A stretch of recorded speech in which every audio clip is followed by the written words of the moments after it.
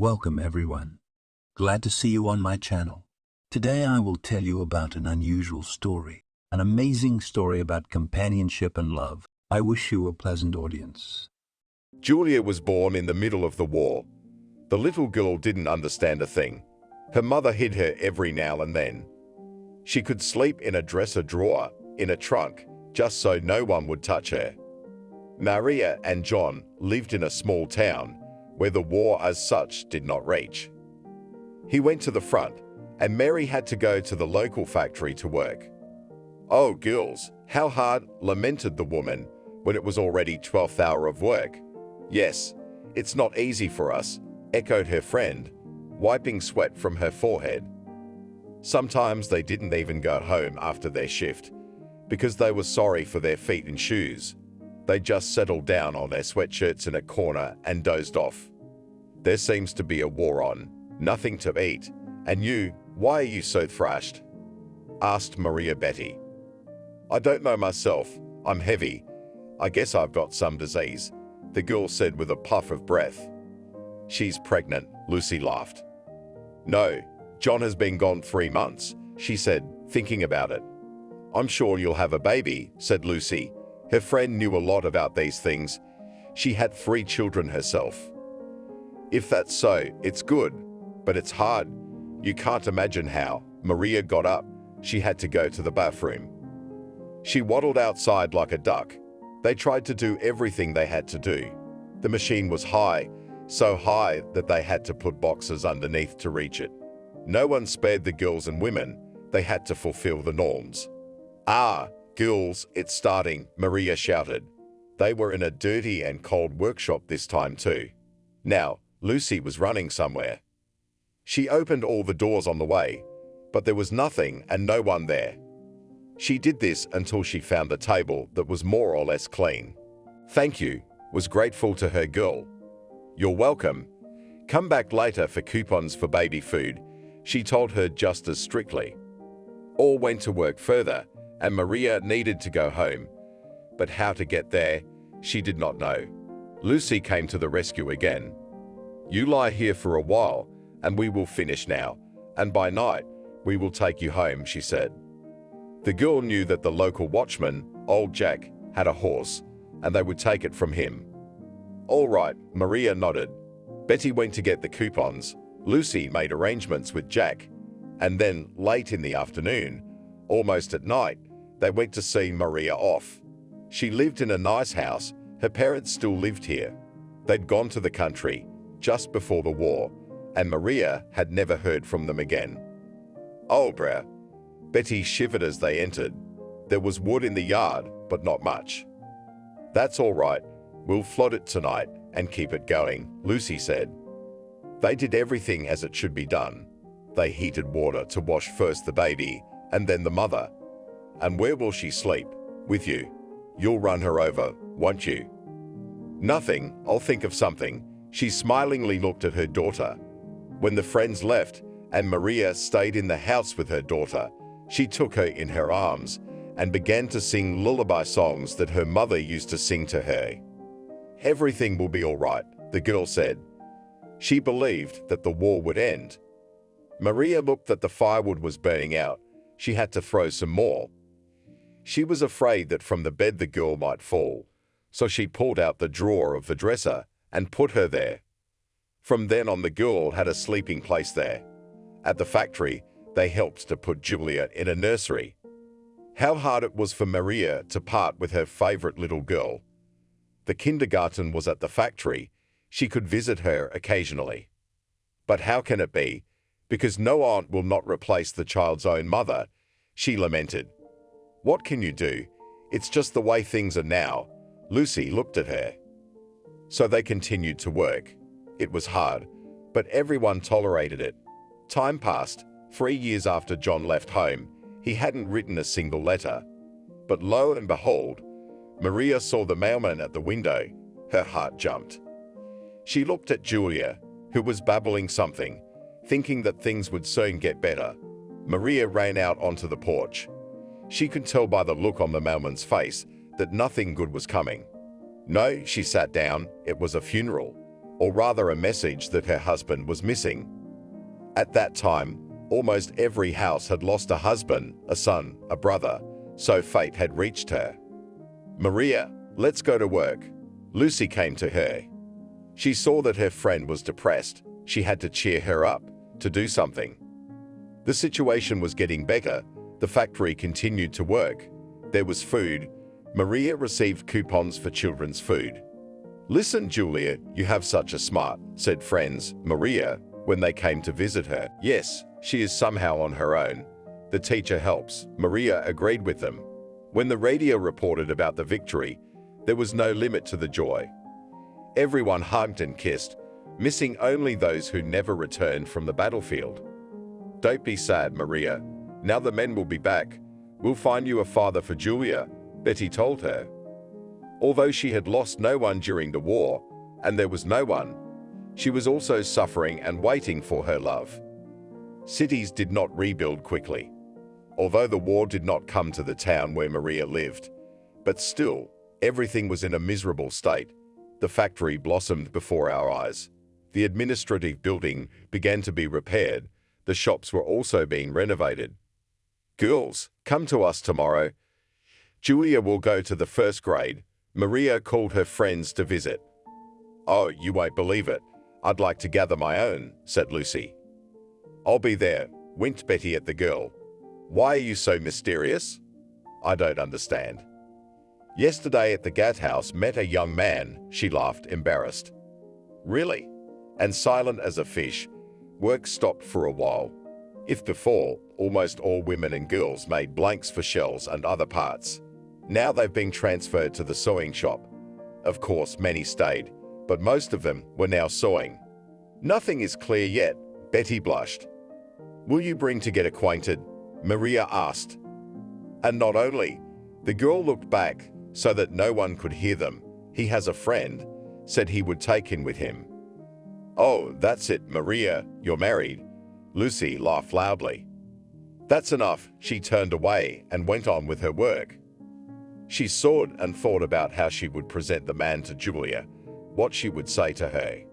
It was awkward and embarrassing. The next day, mother and daughter walked to school for the first time. Julia was smiling from ear to ear. She was so eager to get here that she'd talked her mother's ear off. "You're a schoolgirl." The woman sat down in front of her. All children were the same. If you looked from afar, you couldn't tell the difference. But no one cared at that time. They had to study, live, and build their own destiny. In the evening, the guests came. Betty, as promised, was not alone. "Hello, everyone." First, after the girl, entered a tall, blonde-haired young man. "Come in." Maria was a hospitable hostess. There were already treats on the table. There was not a lot of things, so she boiled potatoes and meat, which she bought at the market. "And we are not empty-handed," the guest replied. "Oh, why? You didn't have to." Maria began to feel embarrassed. "Meet Harry. This is Harry." Betty pointed at the guy next to her. "And this is Evan." He pulled something out of his pocket wrapped in newspaper and handed it to the girl. "Thank you." She grabbed it and ran. "You're like you've never seen presents before." Her mother laughed at her. Maria realized that Harry was with her friend, which meant Evan had come to see her. It became even more uncomfortable. Everyone settled around the table. Conversations began. "Girls, why don't we go dancing this weekend?" Harry even stood up. "What are you talking about? Where would I go with a baby?" Maria blushed. "What's the big deal? There's live music in the park, a bandstand," Betty said. "Well, we've got to get through the weekend," Maria said. "Come on, Julia, come here," the young man called the girl. Julia came to the table. She stood in her faded dress and looked at it. Evan sat the little girl on his lap. She smiled. "Never has she seen a man in our house," Maria told him. "Well, and now the master will be in the house. Everything will get better," he said loudly and gave the girl a cockerel. She squealed with joy, jumped off his lap, and went back to her toys. "You'll spoil her like that." She wagged her finger at him. "Now she'll expect sweets from you every time," Maria said. Maria looked at him. She liked him, statuesque, handsome. But as if everything is fast. What people will say, neighbors. Did anyone ask me? She was watching Evan from the sidelines. Why, you're free, I'm free too. There's nothing in the way. He looked at Betty and Harry. Yeah, and we're in favor of it too. The girl nodded her head. We'll live, we'll get to know each other, and then we can get married. What about you, Maria? Evan plucked up his courage and moved closer to her. Oh, come on, she waved everyone away. The evening went on, it was boring. How about a small one? Harry asked quietly. Where can I get some? Betty looked at him. I've got it all with me. He pulled a bottle out of his pocket. Maria, bring the shots, her friend commanded. The liquor made me feel good. Why don't we sing? Evan suggested it. Let's do it, Betty encouraged him. At the table, the song dragged on.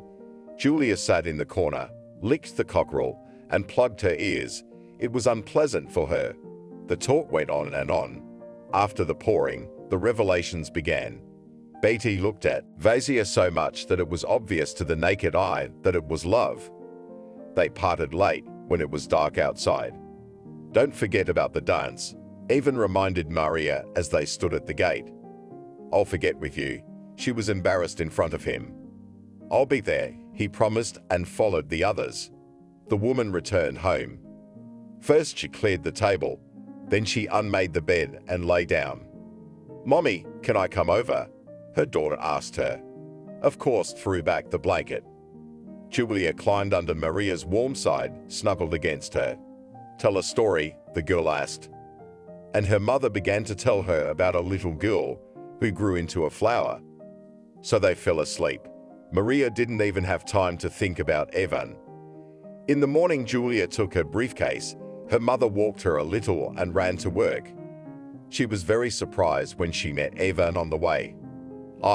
We're late, she told him and didn't even stop. We won't be late, he caught up with her, and now they were walking side by side. They entered the factory together. The janitor looked at them and smirked into his mustache. There used to be almost only women here, and now a lot of young couples started to form. It was good. So, how was the matchmaking? Lucy was interested. It was all right, wasn't it, Maria? Betty looked at her. Yes, she kept her mind on her work.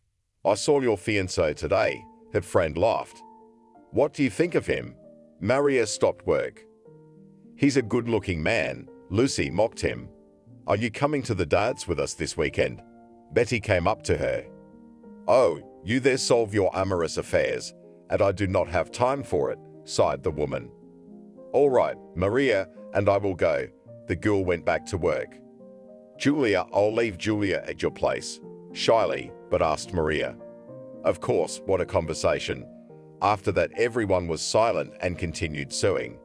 In the evening, Evan was already waiting for her at the gatehouse. She saw him before she even left the building. Are you following me? Maria asked. I just liked you, so I thought I'd see you off. He walked beside her. Come in, I'll give you tea, the landlady called him when they came to her house. And I'll feed you and put you to bed, he joked. It was still early. She was blushing again, but he could not see it because he was walking behind her. Julia was already home. She heard her mother coming in and ran towards her. Hello, Julia. The man picked her up in his arms. Will you be our daddy? She asked him. If your mother doesn't refuse, I will. He glanced at the woman. They sat down at the table. Maria poured tea for everyone, and Evan took out lambs. Help yourselves, he said. It was a family affair, and in the evening, Evan suggested they go for a little walk. Julia, I'll be back soon, her mother promised her. Okay, she nodded obediently. The girl was sitting at the table, scribbling away in a notebook. Let's live together. Evan asked her outside the gate. Let some time pass. People would misunderstand. She didn't want to rush things. Okay, we'll wait, he elbowed her. They walked down the street. Then Evan walked her home, bowed and left. Oh, you're here again. Maria saw the girl lying in her bed. May I? Asked her daughter. Of course, smiled the mother. On the weekend, Maria took out her only dress, put on beads, painted her lips, and went outside. It was a surprise that Evan wasn't there. He'd been here at the gate day and night the last few days. She walked to the park by herself. Music could be heard. "Hello," someone touched her shoulder. She turned and saw him, standing there with a bundle in his hands. Scared her, she laughed. "This is for you." He handed her the gift while he was standing in line. "I was late for you." "Thank you." She looked at the package and didn't know whether to unwrap it now or later. "I'll look at it at home." "Let's go, or we'll miss the whole thing." He took her hand. Bethy and Harry were already there. They were dancing. Evan picked Maria up by the waist, and they went to the dance floor as well. "And Harry asked me to marry him," Betty said cheerfully to her friend. "Well and good. Oh, we'll dance at the wedding," Maria said cheerfully. "Didn't he ask you?" Betty looked at Evan. "Go on, what's the hurry? I need a man in the house, but not at this rate." The girls laughed. "What are you two talking about?" Harry interrupted their conversation. Evan came over. "Not about you. You're dreaming." Betty turned to her boyfriend. "Oh, not us? What else is there to talk about?" He dragged her off to dance. "Surely not about us." The young man watched as his friend's cheeks flushed. "Right, about us." She turned around and went dancing too. Evan watched her. He realized how much hardship these weak girls had to go through. But they had gotten through it all. And now they were dancing happily here. A week later, Evan moved in with Maria. He had a house too, but not as big. So it was decided to stay here. "We have to sign the papers," Maria told him. "Everything will be fine," he winked at her. From then on, Maria had a new husband and Julia had a father. He fixed everything in their house. With his own hands, he had made a floorboard, a desk, a nightstand, and shelves. Now the girl had a place where she could do her homework and put her books. Everything used to be on the table in the kitchen. "I'm going to grow up and be the most famous," Julia said. She was 10 years old at the time. "You'll grow up and we'll see," Evan laughed back. Julia studied well. She absorbed everything like a sponge. When she came home, she would tell her parents what they had learned. She was an agile girl who wanted to know everything. "Oh, Julia, you'll learn a lot." Her mother stroked her on the head. She wanted to be an artist. She dreamed of going on stage and singing and dancing. That's what she told her mom and dad about. She and Evan wanted a little one, but it didn't work out. The man was upset about it, but could not do anything. The family started arguing and fighting. One day, he didn't even come home for the night. So it got away. Maria said to him the next day, "I'm not going anywhere." He stood in the doorway. "I have a wife and daughter here." "I guess you didn't remember that yesterday." She was very upset with him. Julia watched the whole thing. She was not a little girl. She understood everything. The girl had finished 8 years of school. She had to decide to think about a career as an artist. Yes, she liked it all, but she wanted something else. Let songs and dances remain as a hobby. "Mom, when I leave, what will you do without me?" she asked the woman. "Oh, you'd think so. You'd think so," she shook her head. "Well, why? It will be for a long time. Will I find a husband there and stay?" She looked flirtatiously at Maria. But try. Her mother wished her only happiness, a big female. The girl was preparing for her exams. She knew that she would succeed, but she was still worried. "Mom, will we make a dress or buy one?" asked her daughter. "Of course, sir. No one will have such a style, only you," said the seamstress with many years of experience. "I knew that you are the best mom in the world," upped her girl. They bought the fabric from which the dress was to be made, and Maria set to work. It turned out really very beautiful and fashionable. "Well, who doubted the mother?" she said when the daughter twirled at the mirror. "No one ever doubted you." She kissed her on the cheek. "That's it. The daughter is ready for adulthood." The woman stood and almost cried. "No need, I'm not dying. I'm just graduating from school," hugged her daughter. It was necessary to have a good sleep. Tomorrow is a very important day for everyone. So Maria fed everyone dinner early, and by 9 o'clock everyone was in bed.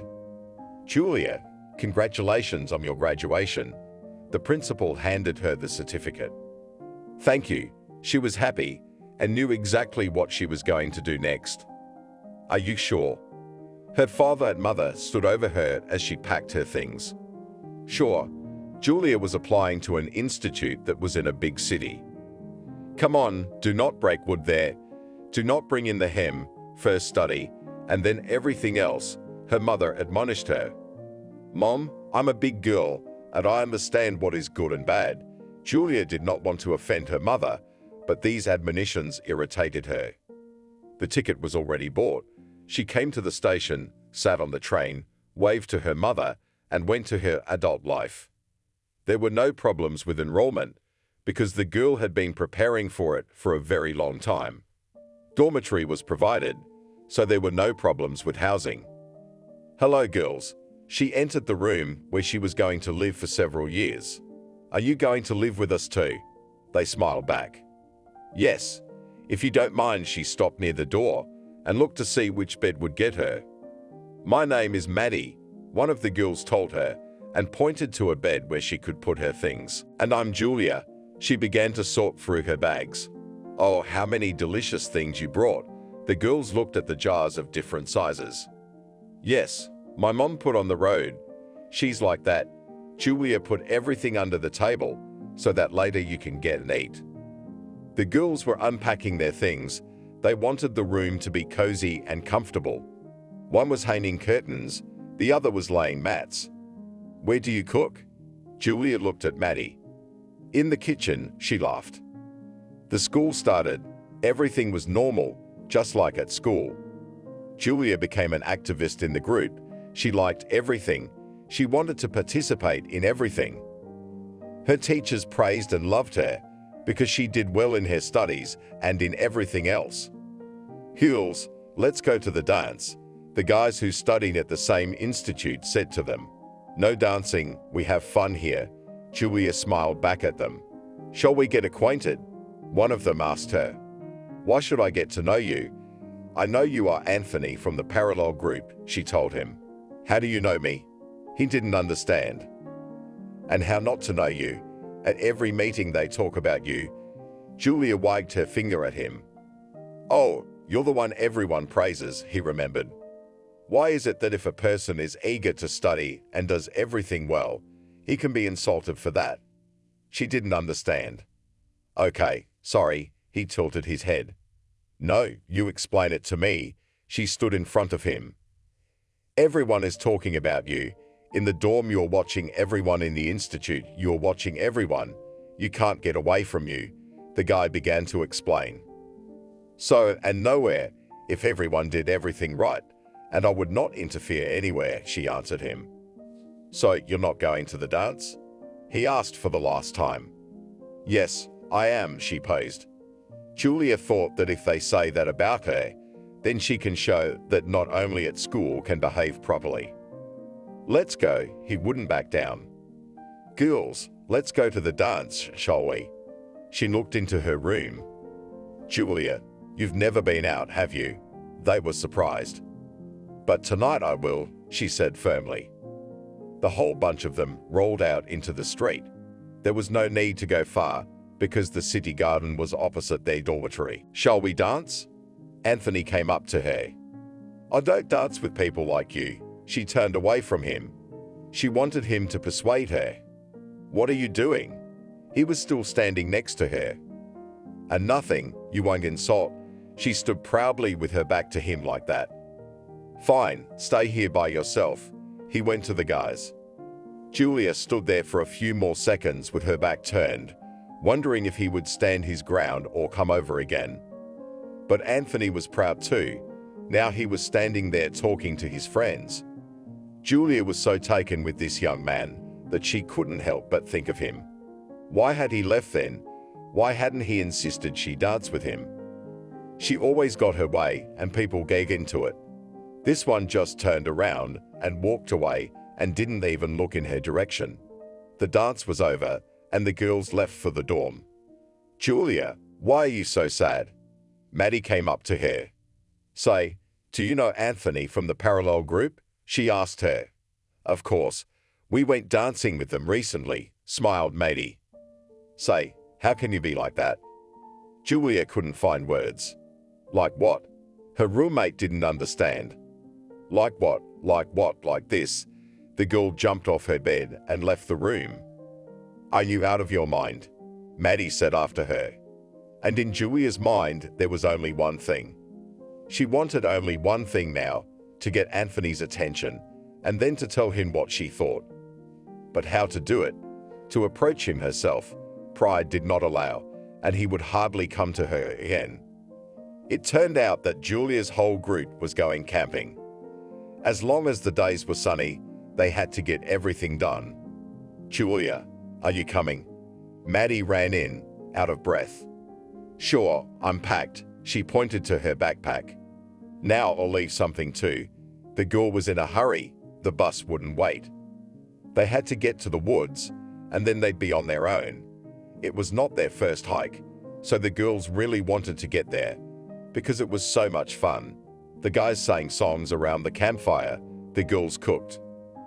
And then everyone enjoyed delicious and hot porridge and soup together. They made it in time, climbed inside the cabin. Almost everyone was already there. "What is he doing here?" Julia asked her friend. "Who?" She didn't understand and began to look where Julia was looking.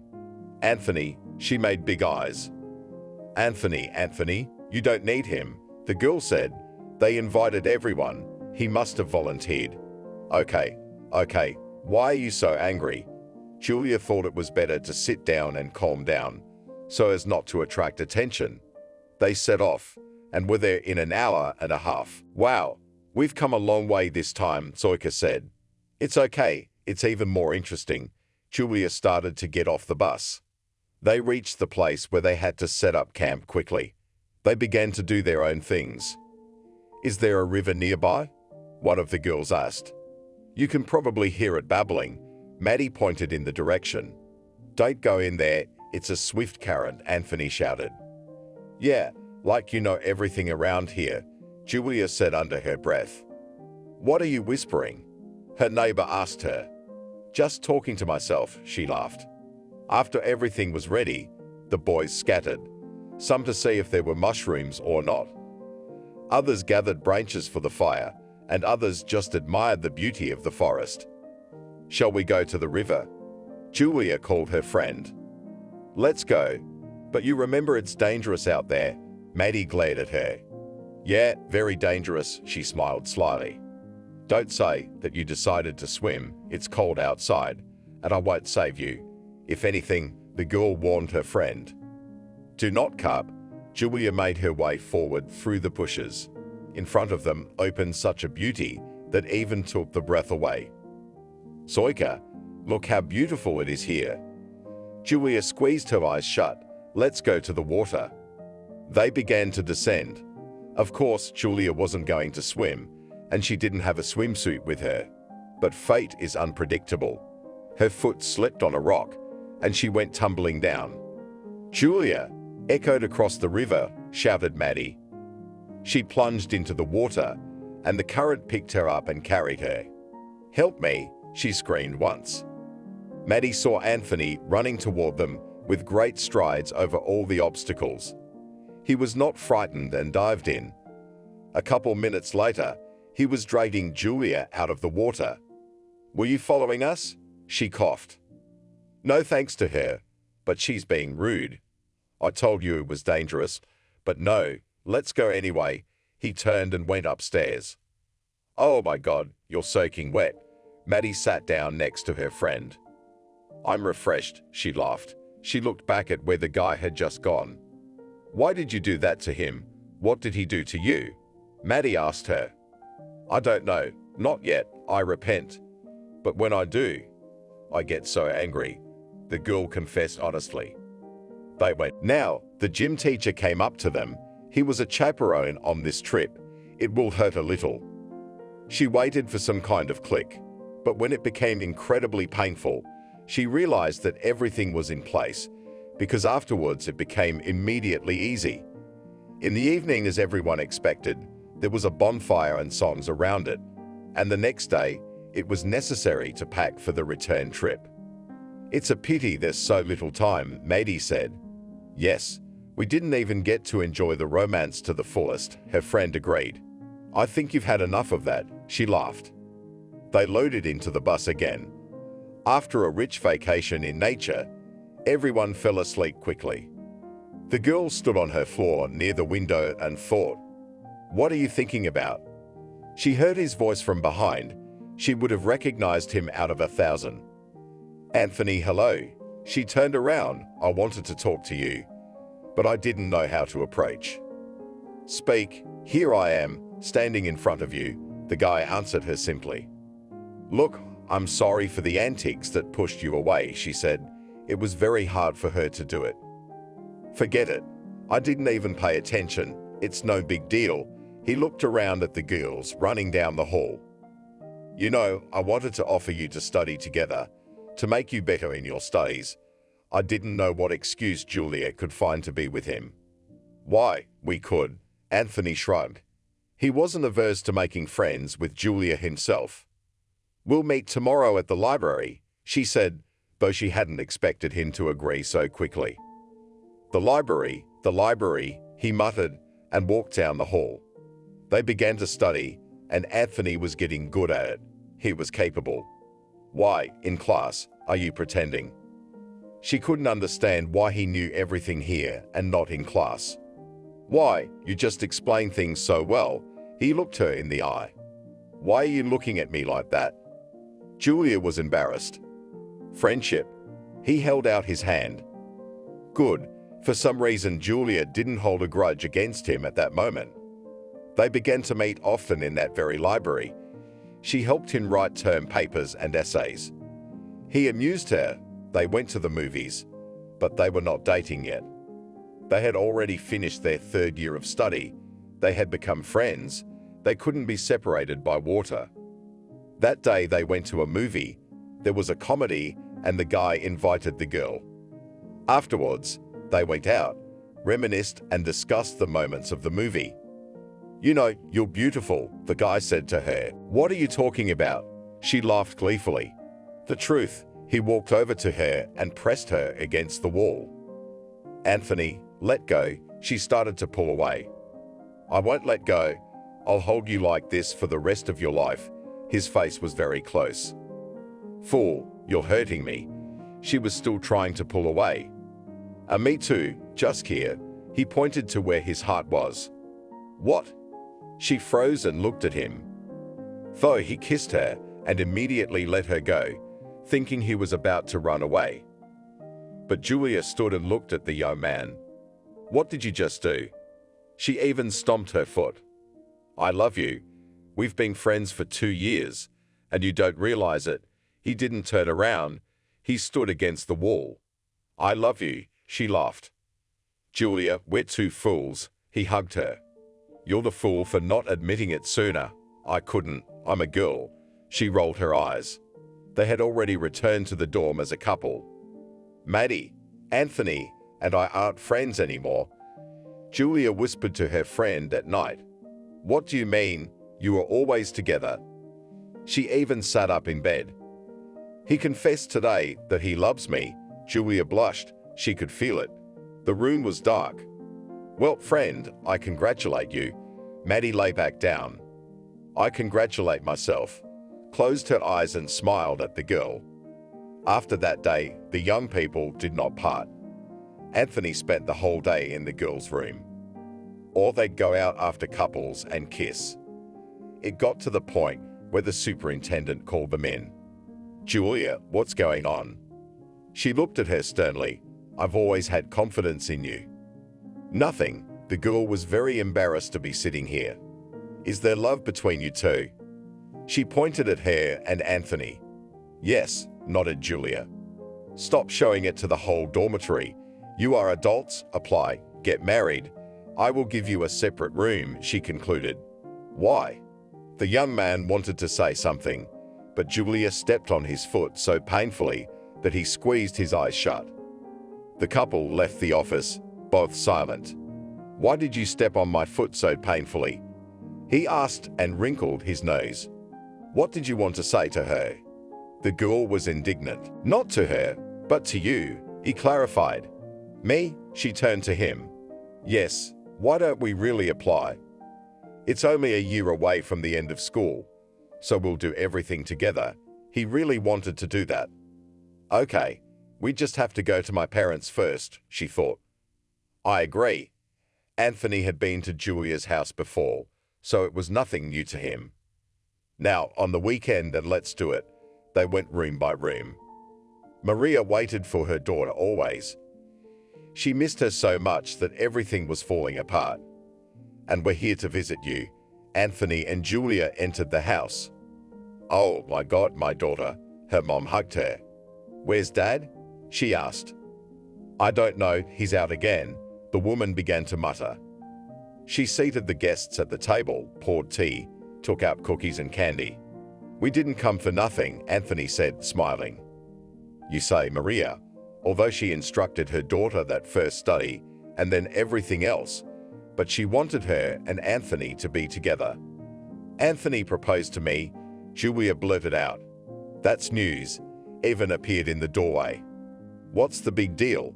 We have nothing left, and they give us a dorm room," the guy said. "Everything is fine, but why without me?" the man said good-naturedly. He came up, shook the young man's hand, and hugged his daughter. "Well, so how are you?" Julia looked at her parents. "Where are you going to get married?" Evan asked. "We didn't want any wedding. We'll just go to the registry office and get married. That's all," Anthony said, as if under his breath. "No, that wouldn't do. Our family was used to celebrating holidays." Evan slapped the table and went to the stove. "All right, then we'll sign and come here, and we'll set the tables here." The young men agreed with him. When they returned to town, they did as they wanted. First they applied. They had to wait for a short time. And when they received the certificate, they immediately took it to the commandant. "That's a different story," she said, and gave them the keys to their room. "Thank you," Julia smiled. As promised, they went to Maria's parents' house. Anthony didn't have a dad or mom by then. Maria and Evan had set the table so full of hors d'oeuvres. Where did all this come from? Julia didn't understand. A secret. Her mother put her finger to her lips. Everyone Julia had known since she was a child had come. The young people were congratulated, given gifts. They thought they were the happiest couple on the planet. "Do you want to do it together or separately?" Maria asked them, smiling. "Mom," Julia was ashamed to talk about it, even though she was already married. "Mom, what?" She mocked her. "We'll sleep in separate rooms," she agreed. "That's fine, and you will lie with me tonight," as then, in childhood, remembered Maria, and tears came to her eyes. Julia came up to her. She loved her mother very much, because she did everything, so that her daughter could be like that, like she is now. In the evening, Evan settled down by the stove, and his mother, as she had done long ago, threw back the blanket and looked at Julia. "May I?" the girl asked. "Go already," the woman smiled. Julia climbed into her mother. She pressed herself against her body. It was so nice to remember how it was. And the story? Julia started to beg, like when she was a child. "Okay, listen." And she started the girl's favorite fairy tale about the little flower girl. "Mommy," Julia snuggled up to her, "I love you so much." And she said, "I will leave, I will find. What will you do without me?" The woman finished telling the fairy tale and teased her daughter. You see, when everything is near, you do not realize the value of it. But as soon as you are at a distance, you realize what you really lack. You say all the right things, but each person has his own destiny, sighed Maria. You've lost a lot of people in your life. The girl tried to look her in the face. You have no idea how hard it is. It seemed that Mom began to cry. "Where are your parents? You never told me about them." Julia asked. "When your father John and I lived together before the war, They went to the village. I didn't even say goodbye to them then, and my father said I shouldn't wait for them because they would be here soon, but they never came back, and I don't know anything more about them. Julia felt her mother crying now. They lay and talked for a long time. Julia realized that there was so much she didn't know about her own mother. She wouldn't tell, and Julia wouldn't ask. And so it was that part of the family's history had been left out in the open. They fell asleep only in the morning, and then the rooster crowed. They had to get up and get ready, and the guests were coming again. "Shall we flood the bathhouse?" Evan asked. "Sure," Anthony agreed. There weren't many people there today, so everyone behaved as if they were at home with their own people. In the evening, everyone was so tired after the bath and the guests that they went to bed. "Well, now we are going home." Julia said goodbye to her parents the next morning. "Happiness to you," the woman cried. Study went faster. There was so much to do, but there was no time at all. The young people tried to do everything right so that there would be no complaints against them. And when Julia and Anthony received their diplomas, they were very happy about it. "Well, my dears, you can no longer live in the dormitory," the commandant came to them. "At least until the end of the summer," the girl asked her. "All right," she agreed. "We had to find something somewhere, but we were on a deadline." "Julia, I have good news." Anthony came home in August. "Speak quickly," his wife asked him. "I was hired to work at the factory. Now we will have a dormitory," he hugged her. The housing issue was solved, but Julia could not find a job. She was offered a job in a small town, but she refused. Now she was also attracted to the place where her husband worked. And nevertheless, after a few months, she smiled with luck. She also joined the ranks of the factory workers. Everything seemed to be going well in her life. "Julia, why don't we have children?" Anthony asked her. "Wait, let's get an apartment, and then we will think about children," she replied. In fact, the girl was afraid. She thought that a child would be born and take away everything from her, her job, her life in the team. No matter how much her husband persuaded her, she did not agree. Then Anthony thought that if the pregnancy came, Julia would never take a break. Time passed. Husband and wife worked.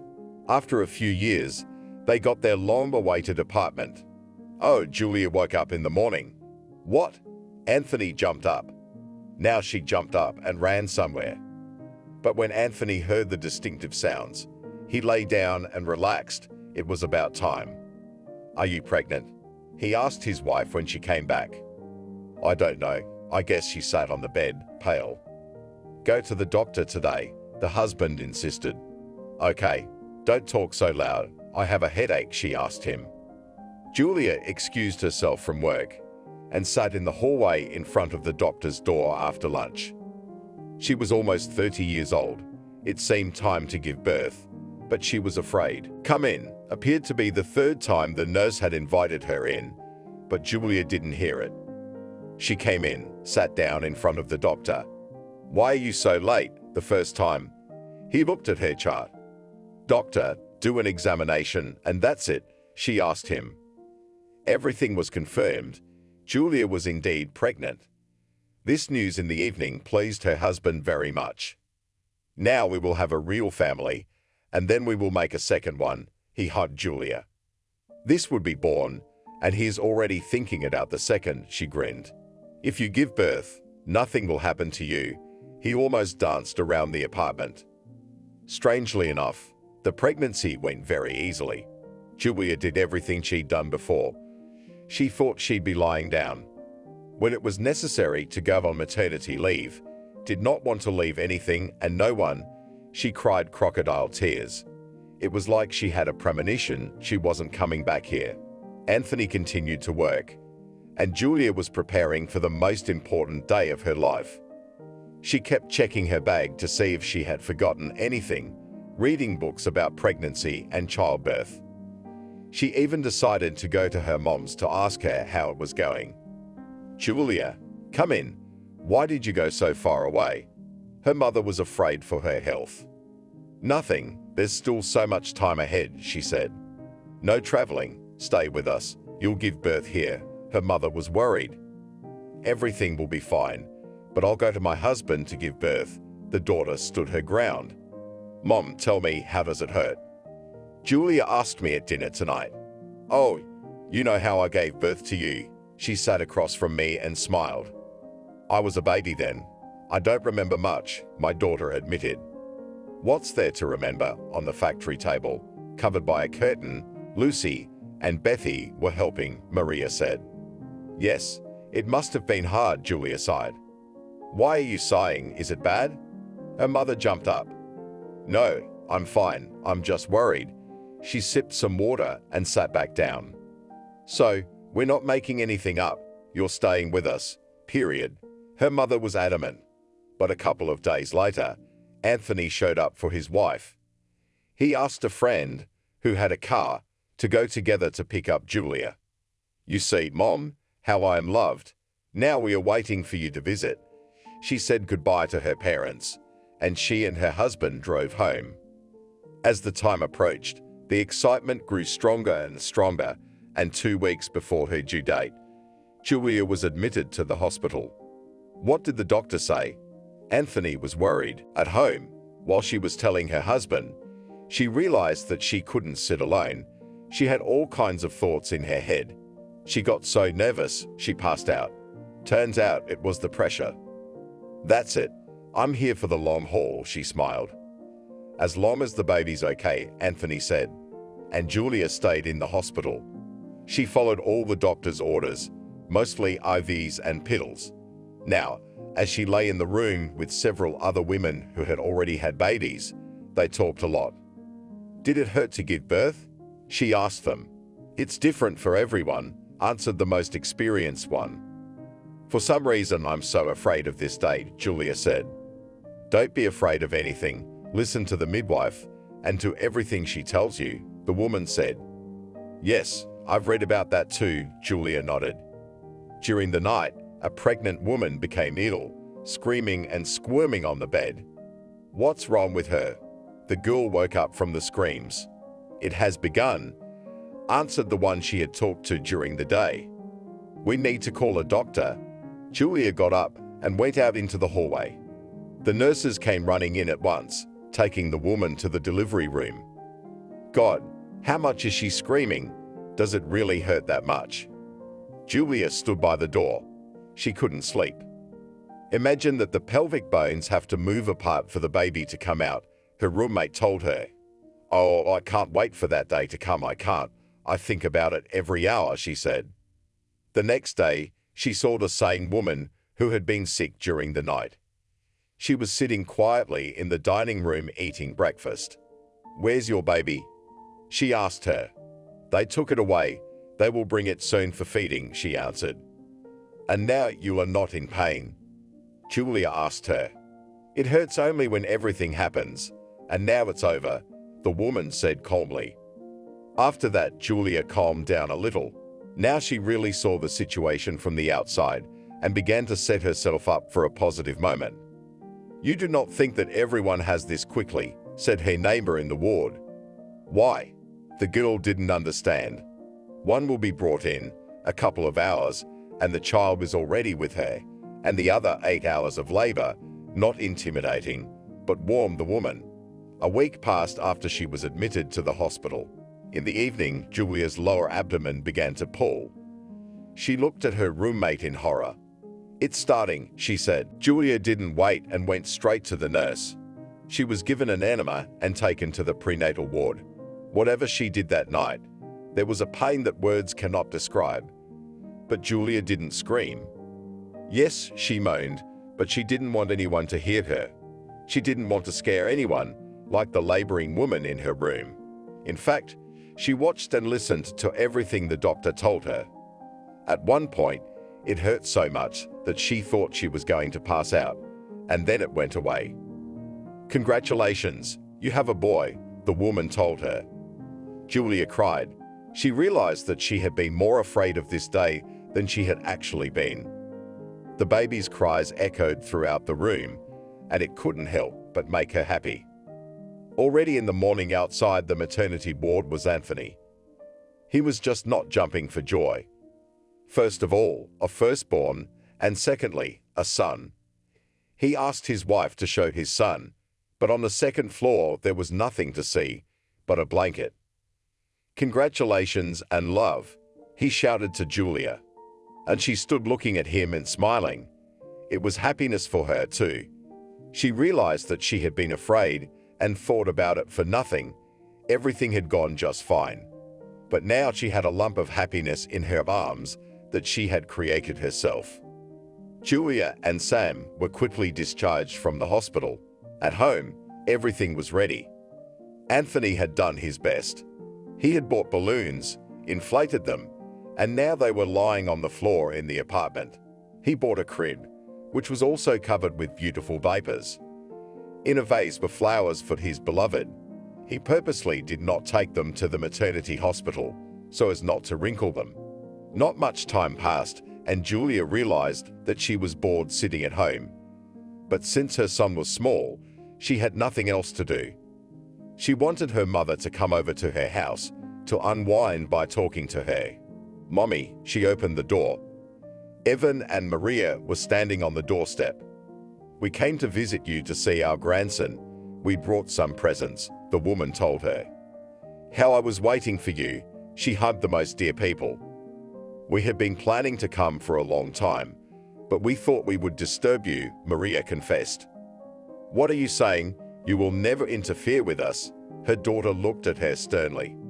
They all went into the room together. The grandparents couldn't get enough of their grandson.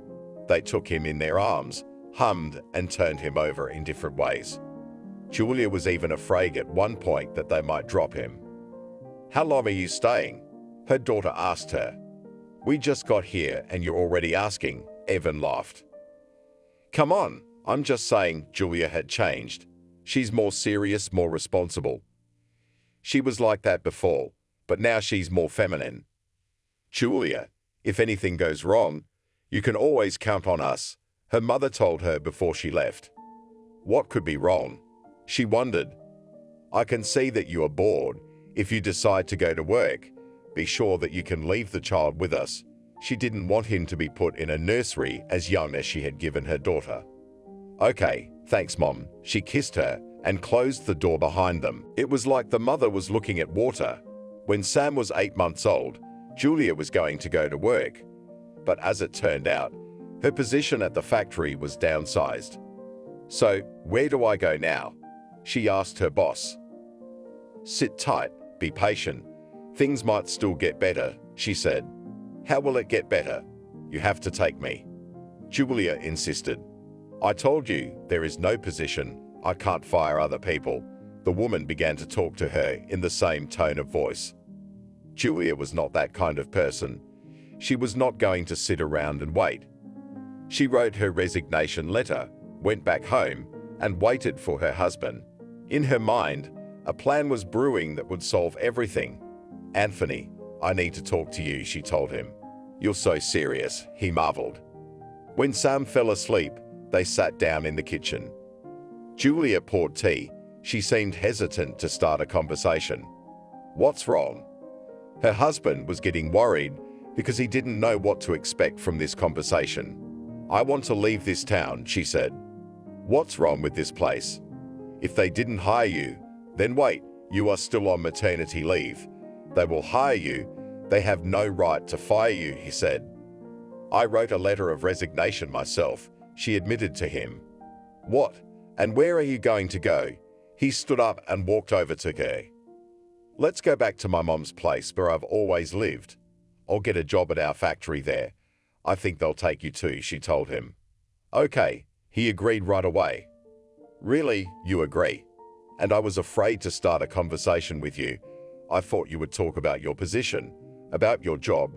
She was happy. Not a few months later, Julia and Anthony left for the hometown where the girl was born. "Well, in close quarters, but not in a fence," said the mother when her daughter told her that they came to live with them. The woman was unspeakably glad that now all the children would be here with her. If there was some other little house, she wouldn't mind moving there, as long as they were happy. "Settle down wherever you like," Don't think about us at all, she told her daughter and son-in-law. No, you don't think. I'll get a job now, and they will give us an apartment, said her daughter. The next day, she really went to the factory, and she did not refuse, but she had to work in the foundry. But difficulties never frightened Julia, so she agreed. Her mother was still working, so it was decided to give Sam to the kindergarten. Oh, how will he be there? Julia wailed in the evening.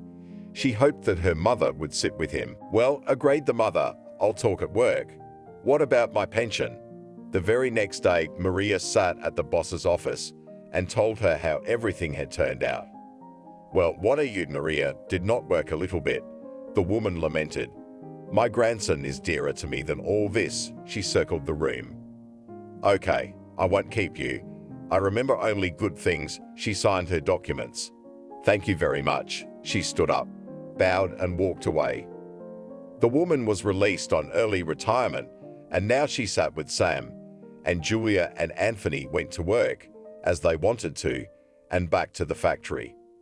I've been offered a pretty good position, the son-in-law told his mother-in-law and wife at the table that evening.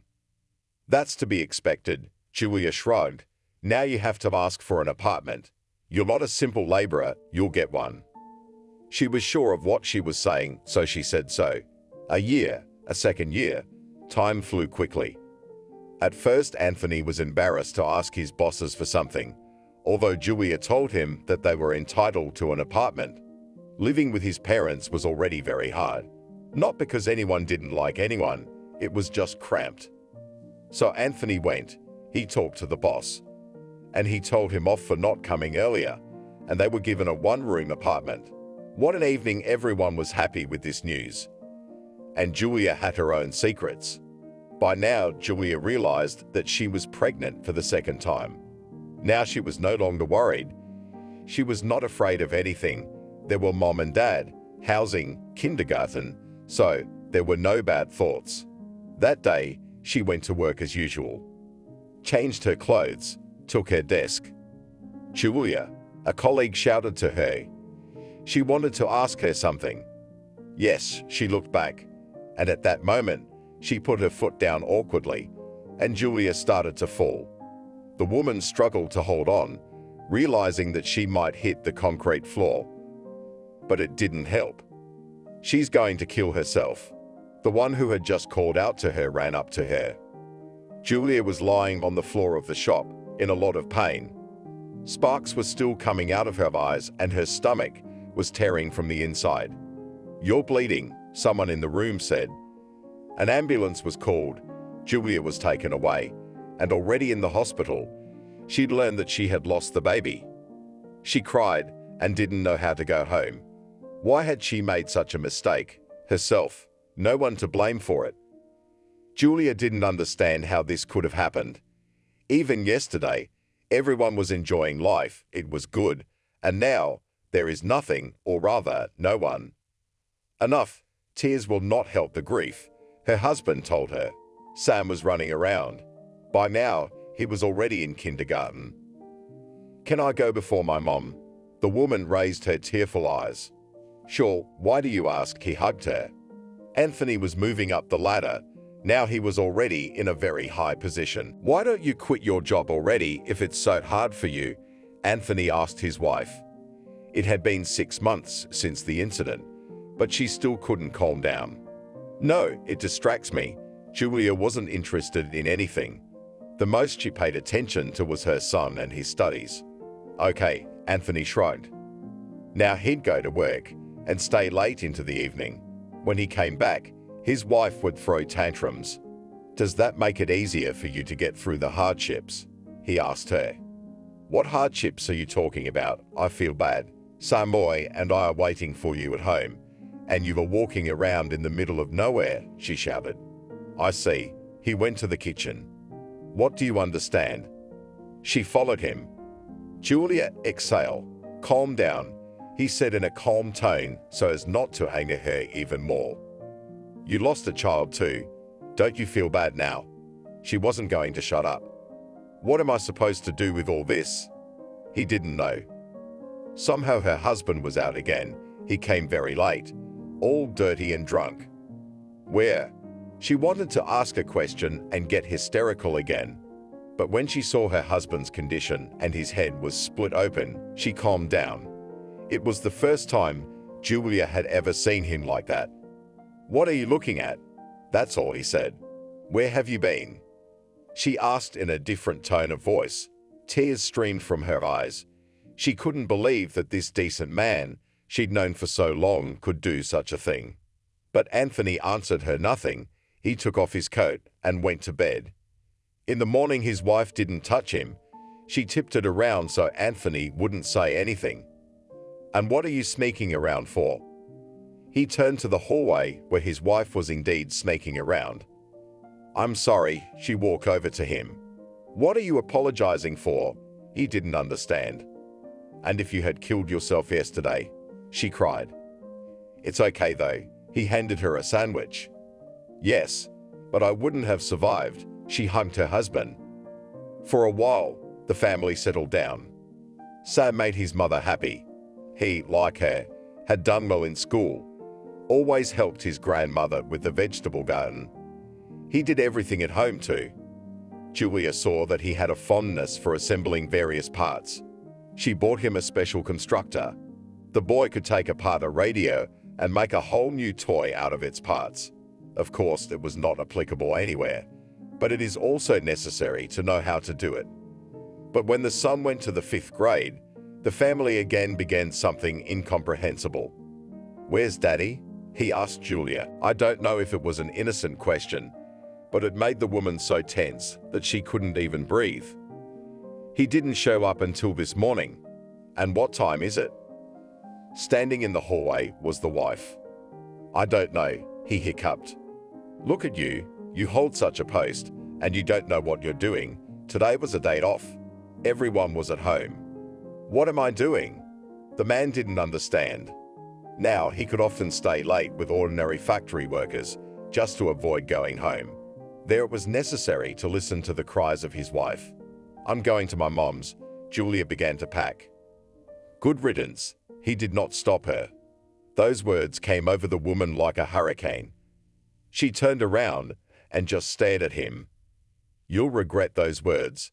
She dropped everything and walked to the kitchen where Sam was having breakfast. "Mom, why are you cursing at Dad?" he asked her. "None of your business," the woman shouted at first and then regretted it. Every day she cried. She didn't know how to bring herself and her feelings in order. "You understand, it's not like I'm walking away from you, just sitting with the men," explained Anthony to her coldly in the evening. "And what? These men are dearer to me," again cried the wife. "Of course not." He kissed the top of her head. "Then why do we have everything like this?" She herself did not know the answer to this question. "Calm down, darling. Everything will be fine. You just know that." He got up and went to the kitchen to make tea. Julia looked after him. She was going to go see her mom talk to her.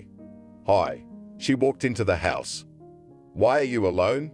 Maria asked her. "I want to talk." The daughter sat down on a stool. "About what?" The mother knew what the daughter would ask her, but she wanted to hear it from her. "I think Anthony has someone," she said, and then cried. "No," the woman hugged her. "How do you know?" She looked at her mother. "Evan, and I also had such a period. The man has a midlife crisis. Give him a break from you. He will settle down," the woman advised. "I can't." Julia continued to cry. "You'll see, a year, 2 years will pass, and you'll have everything the same." Maria stepped back and began to go through the closet. "A year, 2 years. I can't wait that long," Julia even shouted. "Then leave him," Mom shrugged. "No," Julia got to her feet. "Then don't cry, it won't make anyone feel better," Maria said quietly. "Mommy," she hugged the woman. "I understand. Calm down." She stroked her head. Julia returned home in a slightly uplifted mood. She went into the kitchen and started cooking. "What smells so good?" Her husband came in. "Here, I've made dinner." Julia's behavior had changed. And indeed, as she changed, Anthony began to change too. Things were starting to settle down in the family. Sam went to school. He was already in high school. One day, his father talked to him about his career choice. "I don't know, I'm gonna be a banker," he said. Where did that come from? His father was very surprised. They're all the rage now. Sam wasn't a stupid kid. "Well, you have to finish your studies first, and then you'll see." His father was proud that he had such a young man growing up. "Do you think he'll make it to the 10th, or will he leave at the 8th? He asked his wife. "I don't know, but I'd advise him to make it to the 10th. Julia turned to her husband. "We need to talk to him about it, but some other time." He looked back and saw that his son was going somewhere. "I'm going for a walk," Sam shouted, and left. Time was running very fast. Julia realized that old age was creeping up, but she tried not to think about it. Her son had already graduated from high school, standing all handsome next to his classmates. And she still remembered the smell of that new certificate, which she was handed at school. All the family was here, as well as close acquaintances. "Sam's all grown up," Grandma said, looking at her grandson. "Yes, he will soon get married, fly away from the nest, and there is no telling what kind of daughter-in-law he will have," Julia said sadly, looking at the graduates. Sam, as he wanted, entered the financial technical school. He began to study. Everything was good. Nothing boded ill. "Hello, everyone." Julia entered her mother's house. No one answered her in return. "Where are you all?" She went through the rooms. Her mother was lying on the floor looking at her. "Ambulance. Urgently, come, the woman is bad." She shouted into the phone. The car came quickly. The grandmother was taken away. She never returned home. "Mom, how could it be?" The coffin stood in the middle of the room. "Don't cry, daughter," her father came to her. "Why didn't she tell me earlier that she wasn't feeling well?" Julia was crying and couldn't stop. "She didn't tell me anything either," even sat down. Everyone gathered to say goodbye to Maria. She was a good woman and hard worker, and she had medals for working on the home front during the war. "I didn't save her," Julia sobbed in the cemetery. "Everything comes to an end," her husband told her. They had a wake and then drove home, and Julia's depression began to linger again. But now she didn't yell at anyone. She didn't do anything. She just sat and stared at one point. "This can't go on," Anthony yelled. He had problems too. The factory had stopped paying wages. There was some confusion. 6 months after her mother's funeral, Maria's neighbors and acquaintances gathered to remember her. "Where's Evan?" Betty asked. "Really, where's Dad?" Julia looked around. She went into the kitchen of the dining room where they were and dialed their home phone number. "Dad, where are you?" she asked when he picked up the phone. A hoarse breathing sounded in response. "I'm coming." She hung up, but there was no way to go. The car that had brought them here had already left. So Julia ran. She prayed to God that she would make it in time. She ran into the house, and her father was lying on the chairs in the kitchen. "Daddy," she ran to him. "I called an ambulance," he muttered. "What was it?" The woman didn't understand. She thrashed around the kitchen, not knowing what to grab onto. The paramedics arrived and took Evan to the hospital. For a week, they fought for his life, but nothing could be done. "That's it, I'm an orphan." Julia felt sorry for herself at the cemetery. Anthony did not come this time. He was also a little sick and lay in bed. "How am I supposed to deal with all this?" She came home. "Julia, don't exacerbate the situation. I'm already sick. Give me some pills, please," Anthony asked. Perestroika came. Everything began to change, including the factory where Anthony worked. Julia was lucky. She was already retired. "I can't take it anymore." Anthony came home, his face red. "Are you sick?" Julia was alert. "No, I feel very bad," shouted the man. Julia went to the kitchen to get him some water. "And what are you silent for?" She returned, the glass falling out of her hands. She rushed into the room. And again the ambulance, the hospital. No, please, not again. She sat by his bedside and held his hand. I'm sorry, he whispered with just his lips. No, don't leave me. It had been 8 months since Evan had been gone, and a little over a year since Mom. Love, he lay under an IV. Anthony was gone 3 days later. Julia walked behind the casket. She didn't cry because the tears just weren't there. She'd already cried them all. Hold on, someone told her. But there was nothing to hold on to, nothing. She was like a sleepwalker, seemingly awake, but in fact she was so deep inside herself that she didn't realize it. Mom, what's wrong? My son came home from school. Nothing. Why didn't you come to your father's funeral? She asked him. I couldn't. It was practice. He was undressing. We have a house that needs to be stoked at least once a week, or everything will rot, Julia said. So stuff it, Sam sassed her back. How do you talk to your mother? But she didn't even have the emotion to yell. That's it, go, he waved her off. When Sam left, Julia decided to move into her mother's house. She did. Nothing would happen to the apartment, but the house might. The son called. Hello, she picked up the phone. Mom, I need money, he told her. How much? She waited. Not much, he was kind of shy. And how will I send it to you? She asked. If you give it to me, I'll come, the guy was happy. He was at her place in a couple hours. Why are you here? He couldn't find her at home and decided to look for her at her grandmother's. I moved, she said. Okay, give me the money and I'm off. He held out his hand. How much? The woman asked again. As much as there is. He himself did not know how much he might need this time. No, I can't give you that much. Julia shook her head. She realized he wasn't in for a serious case. The woman took a few bills and held them out to Sam. It's not enough. He wrinkled his nose. I could add as much more, she returned, and did the same. Okay. So that left the disgruntled son. Sam had long been addicted to slot machines. Now there just wasn't an hour that went by that he didn't play, and he needed money to do it. The guy was running various schemes, but he still didn't have enough. Wait, his mother stopped him. Have you been drinking? Drunk or not drunk? What do you care? He ripped his arm out and walked out of the house. She couldn't believe she'd lost him. What had happened to him? He'd been such a good guy before all this happened. But she was in for an even bigger blow. She couldn't even think that such a thing could happen in her life. Not even a week after she gave her son the money, he showed up again. This time it was obvious to the naked eye that he had been drinking somewhere. Mother, give me the money, he shouted. Why aren't you at school? She came out and shouted at him. I haven't studied for a long time, he laughed. Well, undress and go to bed.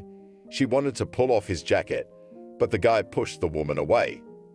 So hard that she flew back to the stove and bumped her head. It was the first time anyone had ever touched her. Julia regained consciousness. She didn't understand anything. She was dizzy. She got up from the floor, drank some water, looked into the room.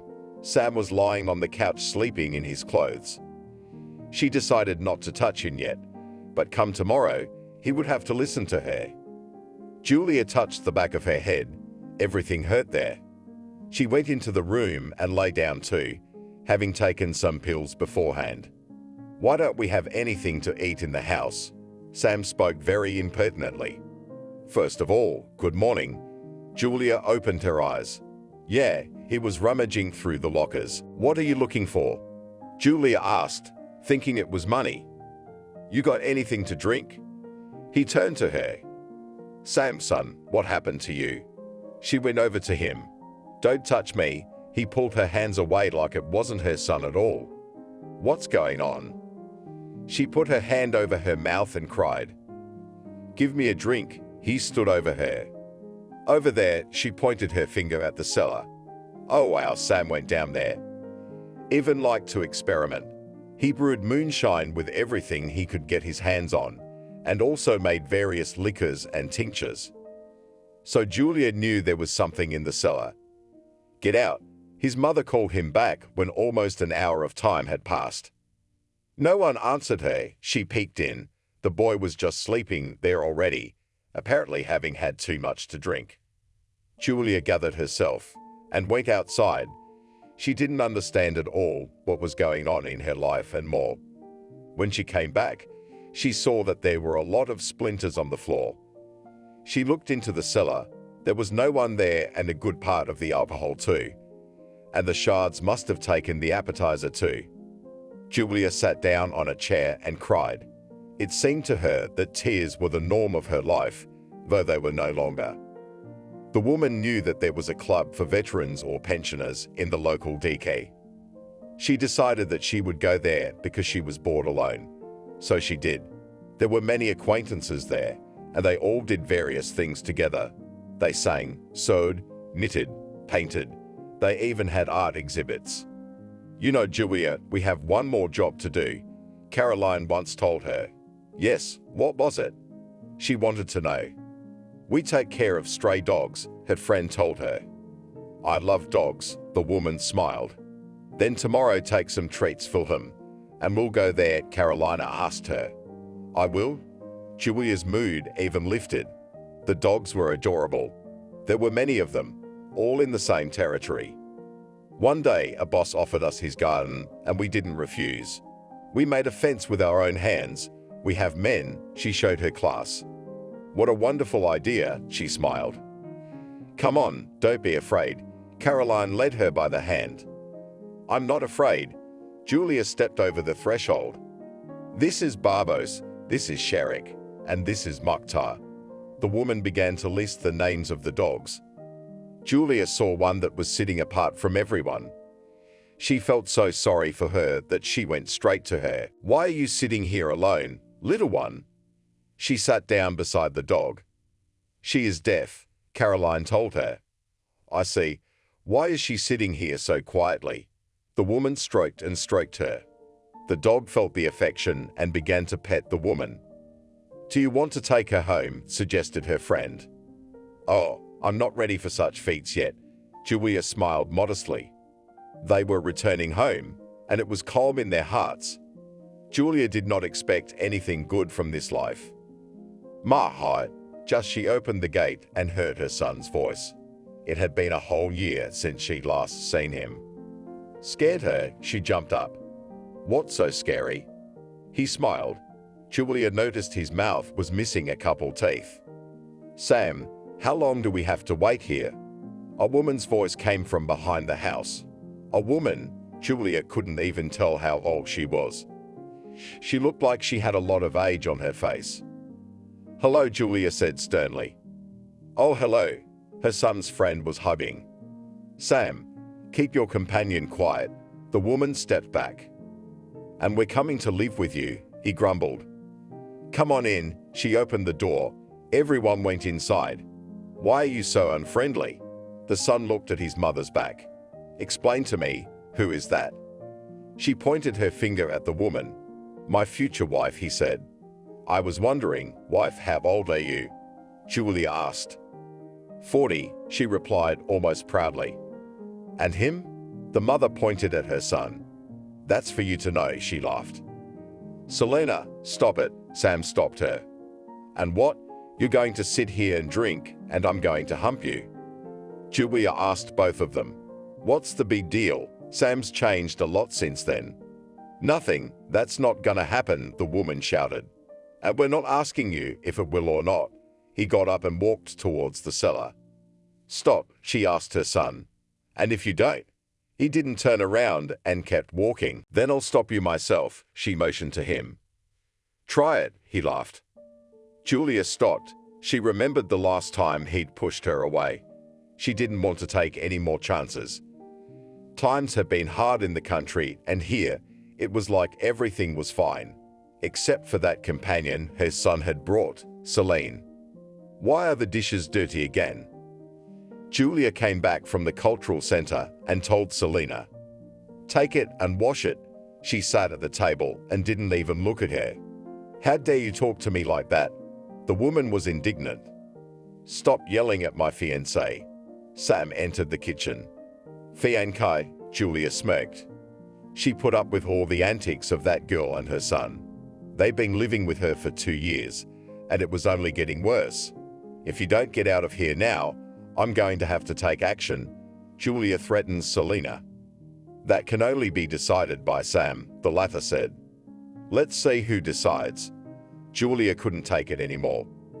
She spent most of her time with her acquaintances at the club or with her dogs. She was doing everything she could to get Selena out of the house. At first, Sam wouldn't give up, defended her, but then she started to grow cold to Selena, and at some point, she just got up and walked away, apparently sick of it. Did you get it? Sam took a swing at his mom. Son, she put her hands forward, covering her face, but Sam couldn't see or understand anything. The woman reached for the phone. She called an ambulance. They arrived and were horrified at the sight of the woman, but she didn't report her son. For a whole month, she lay in the hospital. Friends visited her, most often Caroline. How did it happen? Her friend asked her. I don't know. I've been living like this for a long time. I didn't want to make a mess. But you see how it turned out, cried Julia. Yes, you have a story. The woman shook her head. Julia was afraid to go home. She realized that nothing would change. Son, she came home from the hospital. Oh, I'm awake. He was in the kitchen. Look at you. What do you look like now? You're only 30 years old. And what have you accomplished in life? She was talking to him, and everything was shaking inside. What do you want from me? He asked. Listen, we have an apartment in the city. Maybe you move there, asked his mother. What? You want to get rid of me? He stood over her. No, of course not. What are you talking about? She waved her hands. That's all. I have other plans for the apartment. He sat back down. Julia stopped saying anything to him.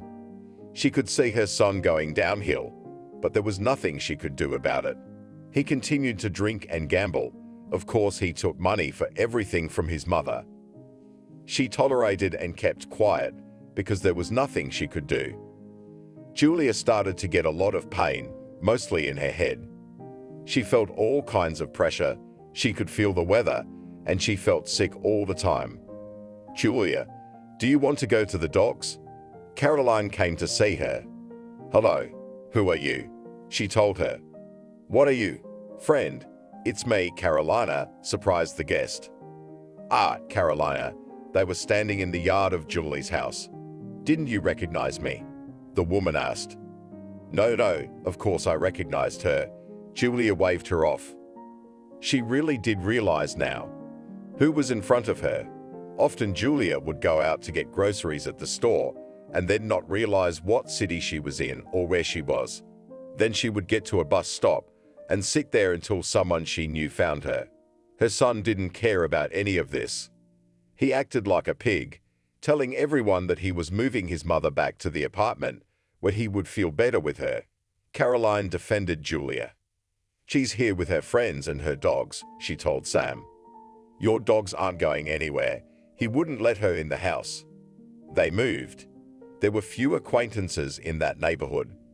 Julia, when she was mentally alert, realized she had some kind of illness. She decided to see a doctor. But when she left the house and walked some meters, she realized that she was lost again. She sat down on a bench and some vagrant girl came to her. Mother, give her some money for bread, she asked her.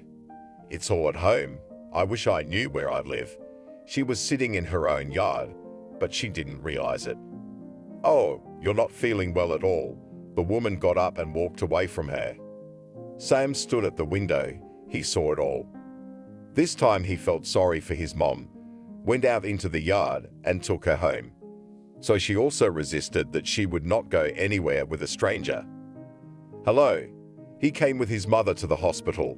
She needs to be checked out. Well, the doctor saw the condition of the young man, looked at him judgmentally, but taking care of his mother gave him a chance to rehabilitate himself. Julia had to go to the hospital. Sam drove her there. It's not gonna get better. It's only gonna get worse, the doctor told him. Right. So Sam took his mother home after she was discharged. Sometimes Caroline came to visit, and she tried to convince Sam to bring her back to her parents' house. But he wouldn't budge, and what did he want with the apartment? Julia managed to get away while her son was away, wherever she went.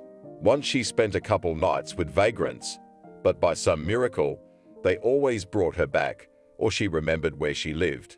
"Sam, I want to go home," Julia said one morning. "No house, lie here," he told her gruffly. The woman waited for him to leave, got ready, and went herself. While she was in her mind, wrote everything down on a piece of paper, where she wanted to go and where she was from. And it worked. She got there. "Julia, how can you be alone?" Caroline walked towards her. "Who are you?" The woman looked at her. "What did he do to you? He didn't spare your own mother." Carolina began to cry. She took Julia under her arm, and so they went to the dogs, and then returned to the club. Julia sang songs with everyone together. It was so strange. She didn't recognize anyone, but she remembered the songs. Friends and acquaintances wondered. And then she sat in the house for a long time, reviewing the album, but she didn't recognize many people there. Sam thought she'd gone somewhere else again. He didn't think about it at first, but when his mother was gone for almost a week, he got worried. "Sam, it's Caroline," the woman called him. "I didn't do anything." He immediately started to justify himself. "I know, that's why I'm calling. Your mom is here in her house," she informed him and hung up. It was impossible to live like this. Sam could not without his mother's money. He went to her. The son realized that if his mother died, he would need something to bury her with. He was in debt, but he couldn't do anything while she was alive. Julia became ill at night. He called an ambulance. The doctors took a long time to arrive, but arrived, and the woman was back in the hospital. The attacks were frequent. Sometimes it got to the point where it was every 2 months. "Your mom's not well," the neighbors told him. "Well, leave her alone. I'll take her to the city, to the hospital." So that everyone would leave her alone, they moved back to the city. By now, Julia didn't remember or recognize anything at all. Sam could have taken her outside and left, and come back hours later, and she'd still be sitting there on the bench. "Let's go." He took her under his arm. "How's Julia's health?" Caroline called and asked. "You know she's gone again. Isn't she at your place?" "I've been looking for her," Sam said cheekily, his mother sitting in the kitchen. "What are you talking about? You should report her," the woman said. The man even thought of putting her in a nursing home, but then he'd lose everything. Then he had an idea. He spent a year answering her friends and everyone who called that her mother was out somewhere and he could not find her. Then he'd call back and say he'd found her. Everyone was happy that he cared about his son, even though he was such a son. Caroline was the only one who knew the truth, that all he wanted from his mother was money. He'd been hatching this plan for years. His mother had fallen ill, but she received her pension every month. Sam realized she didn't have much time left, so he had no better idea than to take her somewhere himself. "Come on, let's go," he said, but she just looked at him and didn't say anything. He took her out of the driveway. He knew that the local dump is inhabited by vagrants and took my mom there. There was no one there, but the stuff was still there, which meant someone would still come back. He put mommy there, turned around and walked away. Didn't even look back once. "Oh, we got company.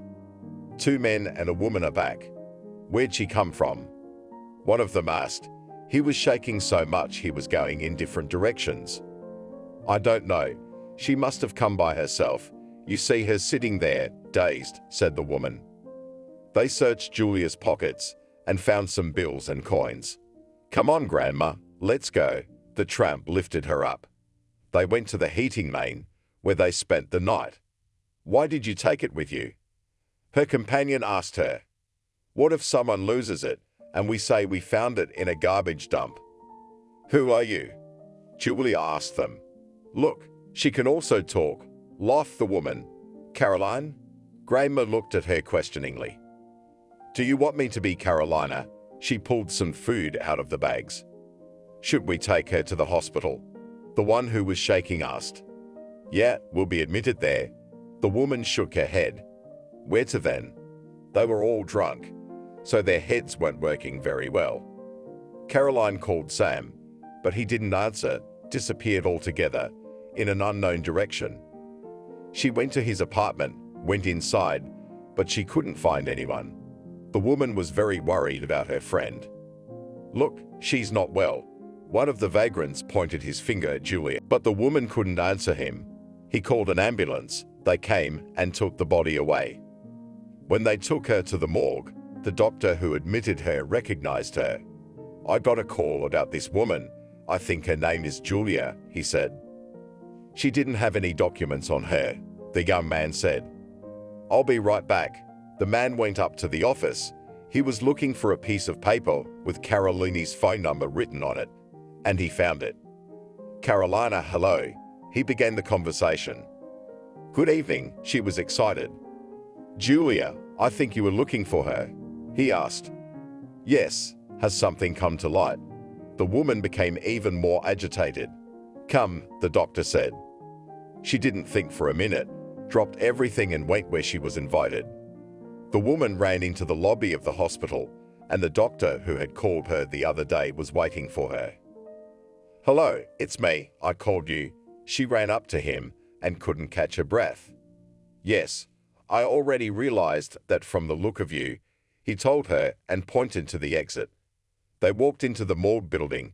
Caroline immediately realized everything. She saw her friend's body, her eyes immediately stinging with tears. Carolina turned away. She didn't want to see her like that. Tell me, where did you find her? She asked.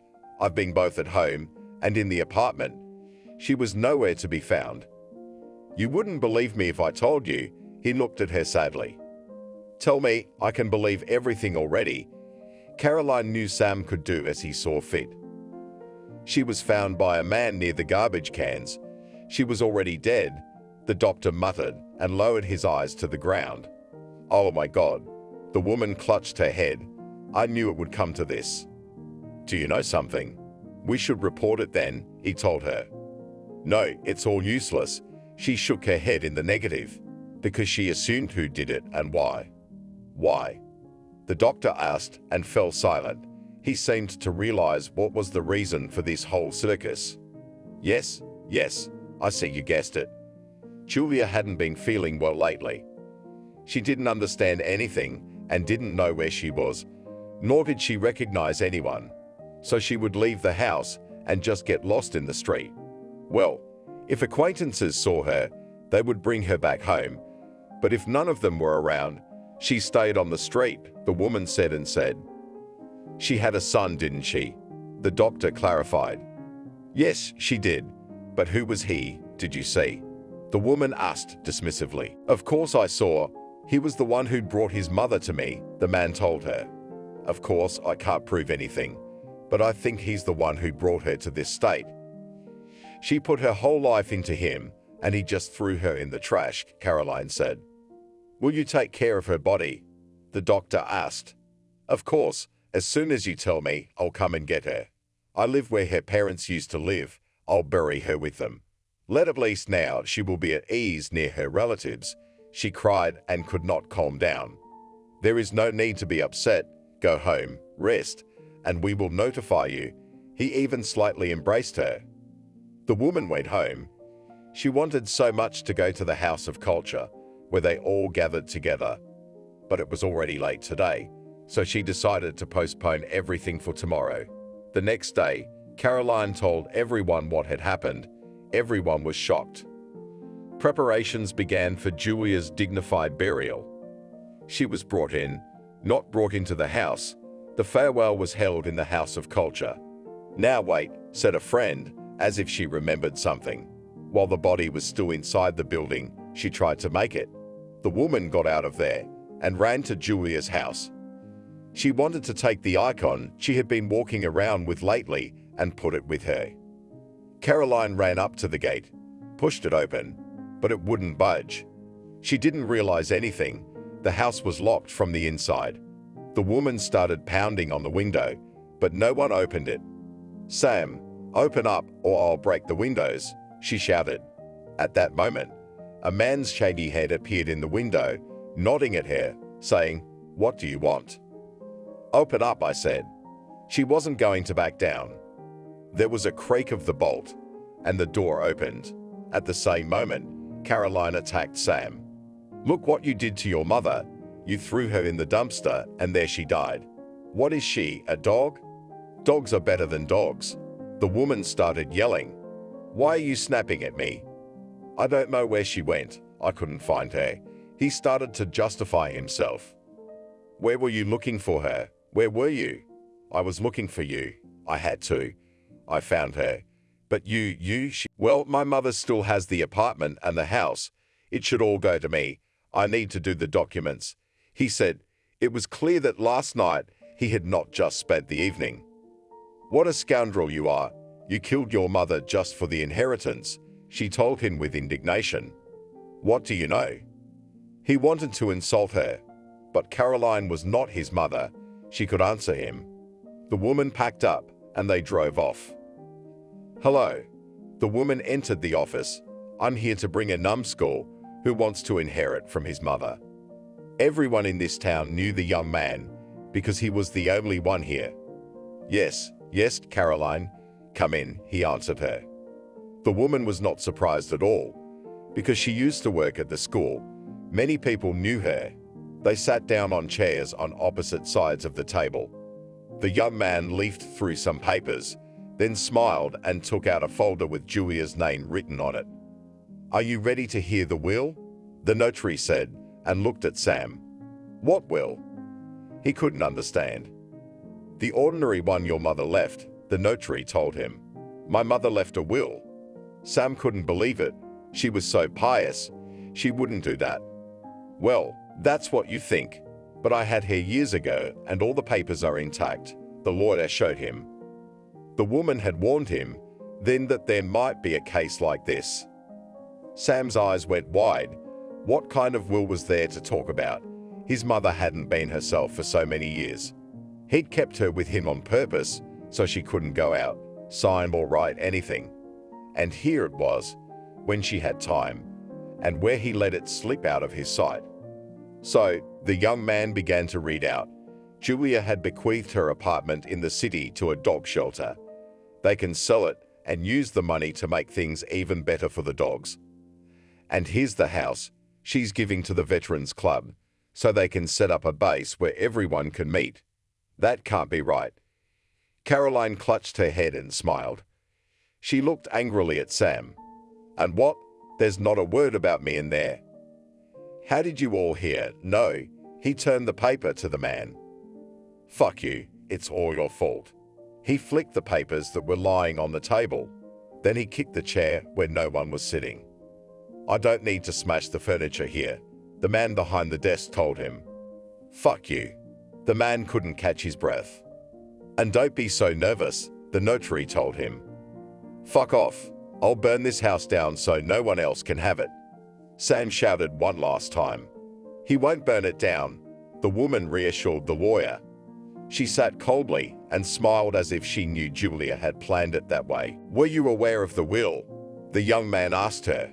He was sure that she had warned her friend. "Of course not," she stared at him. She herself was stunned by everything she had just heard. "Then your friend found me. I was just starting out. She tearfully begged me to let her write all this. I wondered why she wanted it done so quickly. And Julia told me that her son wasn't what she'd raised him to be. He started drinking, gambling, taking all her money, yelling at her and attacking her. She couldn't tolerate such an attitude towards herself, so she couldn't stand it and wanted to find justice. And after the hospital, things took a bad turn. Julia left a letter for you here." He held out an envelope that was yellowed from time, but looked so familiar. Caroline signed the necessary documents, stood up, thanked the notary, and left the office. She clutched the precious envelope tightly to her chest. The woman hurried home to read what her friend had left her. No sooner had she entered than she sat down in a chair and began to unseal the letter. "Hello, dear Caroline. I don't know if I'm still alive or not, but if you took this letter to the notary, in all likelihood you're not anymore. Now, you and I may not know each other very well, but I'm sure we'll continue to talk. I just cherish it so much. I want to tell you that I'm giving all of my possessions to you. I won't need it when I die. I'm not taking it with me to the next world, and I don't want to leave it to Sam. He used to be such a good boy. Everybody used to praise him. But after his father died, he turned into the devil. I'm scared of him, and the only place I can get my mind off him is at the club with the dogs. So don't hold a grudge. Use it and remember me, your Julia." The woman sat reading and crying. "What I'm going to tell you now, you won't believe me." She gathered everyone in the club again. "Don't languish, it was interesting people. Julia left us a whole inheritance, and she told what and how it happened today at the notary's office. That's what he should do," one of them said. "He'd drink it all away, and we'd use it," others echoed him. "We didn't wait for anything. The apartment, as Julia wanted, was sold. With the money that she received for it, bought building materials, and the work began. Finally, the dogs will be warm in the winter," Caroline said. "Yes, they are freezing," confirmed the man who had been looking at her for a long time. "What are we going to do with the house?" A woman who had recently joined the coalition came up. "What Julia wanted. We'll set up our headquarters there. Now we'll have a place to gather to sing songs and do everything else," Caroline chirped cheerfully. It was done that way. Now at the dog shelter, in the hall hangs a picture of Julia as the main sponsor of this project. There are also many of her belongings and photos in the house, so that no one forgets her.